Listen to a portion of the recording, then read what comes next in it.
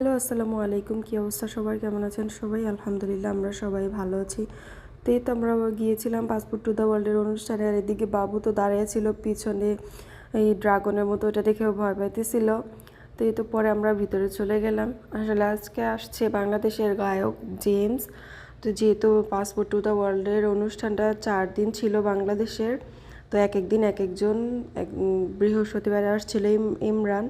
তো সেদিন তো আর আমাদের যাওয়া হয় নাই, বা আমরা যাইনি। শুক্রবারে গিয়েছিলাম, তো শুক্রবারে ছিল জেমস।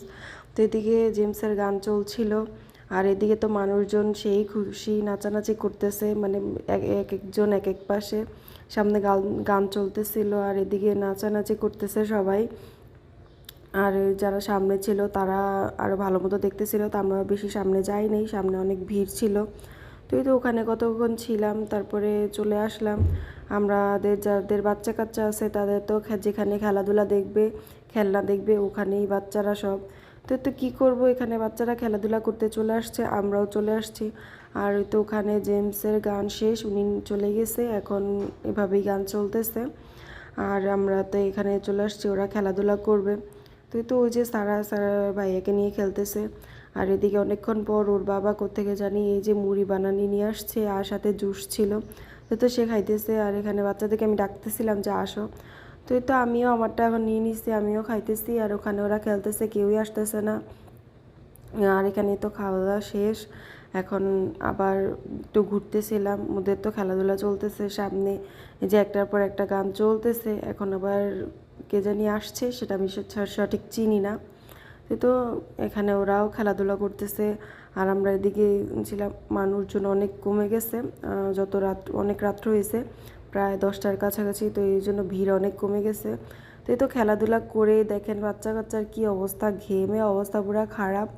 তো এই তো বাবু ওখানে ভয় পাইতেছিল, পিছনে বাঘ ছিল, তো সেটাই বলতেছে। তো এখন আমরা দেখতেছিলাম আশেপাশে ঘুরে, ও প্রথম তো এসেই ভিতরে চলে গেছি, তখন আর এত ঘোরাঘুরিও হয় না, তখন ভিড় ছিল অনেক, যখন সবাই আসতেছিল, এই জন্য এত ঘোরা হয় নাই। আর এ তো ঘেমে ওর অবস্থা খারাপ। তো এখন আমরা ঘুরে দেখতেছিলাম, এখানে ছিল বাংলাদেশের কিছু ঐতিহ্যবাহী জিনিসপত্র, যেহেতু বাংলাদেশের অনুষ্ঠান।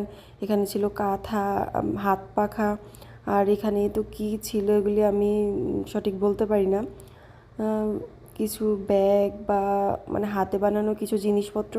তো পিছনে বসার স্থান ছিল, আর এখানে কিছু বাংলাদেশি গেঞ্জি ছিল, সাথে কিছু দোকান ছিল বাংলাদেশের কিছু জিনিসপত্র নিয়ে আর কি। তো আমরা ঘুরতেছি এখন, আশেপাশে দেখতেছিলাম আর কি কি ছিল। তো এখানে ছিল বাচ্চাদের জন্য কিছু অনুষ্ঠান। তো এখানে অনুষ্ঠান হয়েছে কিনা শেষে আর বলতে পারি না। এই তো এখানে বাংলাদেশ লেখা। তো যাই হোক, বিভিন্ন জায়গার যেহেতু অনুষ্ঠান হয়েছে, তো বিভিন্ন জায়গায় বিভিন্ন দেশের নাম লেখা।